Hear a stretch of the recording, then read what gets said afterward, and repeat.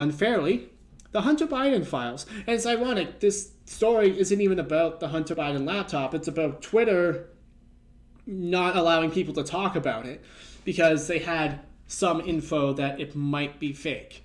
But I'm sure you're aware that Elon Musk released all of the Twitter emails, and what a crap show that was. Basically, someone high up in the company was like, nah, blocked. And then they very soon realized that that was a bad idea. And instead of just being like, hey, you know what, that was a bad idea, let's undo that and settle this thing right now. Oh, they just first and tripled down. And absolutely ridiculous. And so I read all of them, and I'm like, okay, this person made a decision, and instead of correcting the decision fairly, they just dove headlong in and didn't stop. It took forever to get Jack Dorsey involved, which again, kind of shout out to Jack Dorsey. Kind of thought he was like a big censorship guy. Apparently that wasn't his idea, and it took him forever to resolve it. And now everybody's angry about it.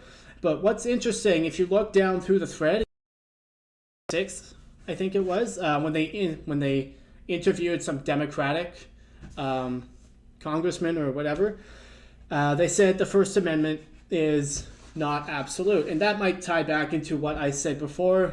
I don't like to assume what people meant. It's like the First Amendment's not absolute, which means we get to control everything and you don't have free speech. I'm sure they had other ideas of what they meant. And so I try really, really hard not to just that and make all of the assumptions, especially since I don't know what that person was thinking. I don't want to commit the mind-reading fallacy. But there clearly is a divide on what free speech is and what it's actually for. And, I think that people need to be more open to the fact that, hey, you're an independent human being and you're allowed to speak your mind. And, we talked about earlier that, yes, I do think there should be some things protected on the platform because we don't want bullying and, idiocy running rampant. But at the same time, when someone just references a news article, it's not like it's a major trade. Like I think it was a New York Times article that came out, and you're like, oh my God, somebody read the article and then mentioned it on my site. I should stop them from mentioning a public article published by, that doesn't make any sense to me at all. And so clearly there needs to be sort of reckoning, some sort of fixing, and I'm not quite sure what it is, because do we want regulation of Twitter? Do we want regulation?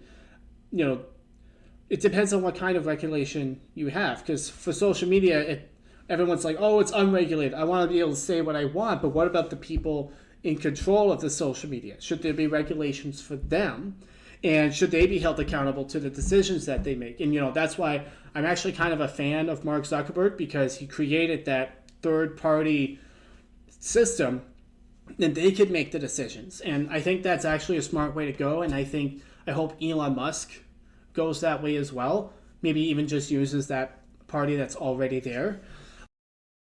Yeah, was it nothing?